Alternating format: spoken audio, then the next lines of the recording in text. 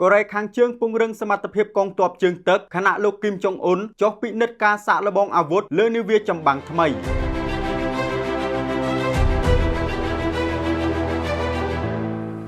យោងតាមការចុះផ្សាយរបស់ទីភ្នាក់ងារសារព័ត៌មាន Reuters បានឲ្យដឹងថាមេដឹកនាំកូរ៉េខាងជើងលោកគីមចុងអ៊ុនបានចុះពិនិត្យការបាញ់សាកល្បងមីស៊ីលនិងការវិដំឡៃលើប្រព័ន្ធការពារផ្សេងៗរួមមានប្រព័ន្ធប្រឆាំងនាវាចម្បាំងប្រព័ន្ធប្រឆាំងនាវាមុជទឹកនិងប្រព័ន្ធការពារដែនអាកាសនៅលើនាវាចម្បាំងខ្នាតធំជំនាន់ថ្មីឈ្មោះកាងគុនទីភ្នាក់ងារសារព័ត៌មានរដ្ឋកូរ៉េខាងជើង KCNA បានបញ្ជាក់ថាការសាកល្បងដែលប្រព្រឹត្តទៅកាលពីថ្ងៃសុក្រនេះគឺជាផ្នែកមួយនៃការវិដំឡៃលើប្រព័ន្ធប្រយុទ្ធរបស់នាវាចម្បាំងដែលទើបតែនឹងសាងសង់ថ្មីក្នុងនោះរួមមានការត្រួតពិនិត្យលើសមត្ថភាពស្វែងរកគោលដៅការដំណើរការទិន្នន័យប្រព័ន្ធរួមបញ្ចូលកម្លាំងវាយប្រហារកាំភ្លើងធំលើនាវាកាំភ្លើងស្វ័យប្រវត្តិនិងឧបករណ៍សង្គ្រាមអេឡិចត្រូនិកមុនពេលទស្សនាការបាញ់បង្ហោះមីស៊ីលយុទ្ធសាស្ត្រនិងការសាកល្បងទាំងនោះលោកគីមចុងអ៊ុនទទួលបានការរាយការណ៍សង្ខេបអំពីកម្មវិធីវាយតម្លៃអាវុធរបស់នាវានេះរួចរាល់ជាមួយគ្នានោះលោកបានកោតសរសើរចំពោះវឌ្ឍនភាពចុងក្រោយបង្អស់ក្នុងការអភិវឌ្ឍអាវុធនិងបានអំពាវនាវឲ្យមានការខិតខំប្រឹងប្រែងបន្ថែមទៀត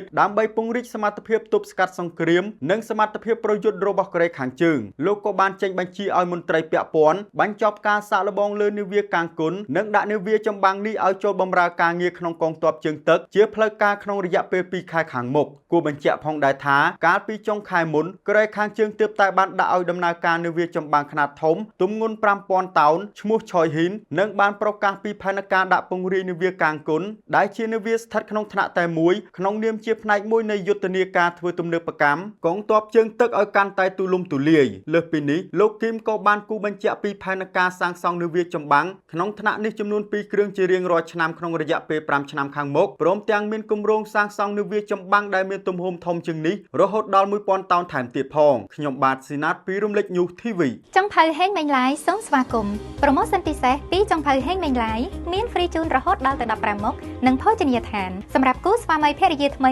25គូដំបូងដែលមានបំណងចង់រៀបអាពាហ៍ពិពាហ៍និងពិសាភោជនីយអាហារនៅភោជនីយដ្ឋានចាប់ពី40តុ60តុនិង80តុប្រញាប់រស់រាន់ឡើងកម្មវិធីពិសេសនេះផ្ដល់ជូនត្រឹមតែ25គូដំបូងតែប៉ុណ្ណោះសូមតាក់ទងមកកាន់ហាងយើងខ្ញុំតាមរយៈ Telegram អាសយដ្ឋានផ្ទះលេខ96ផ្លូវ 3BT សង្កាត់បឹងទំពុន1ខណ្ឌមានជ័យរាជធានីភ្នំពេញឬតាក់ទងតាមរយៈទំព័រ Facebook Page ផ្លូវការហេងមេងឡាយ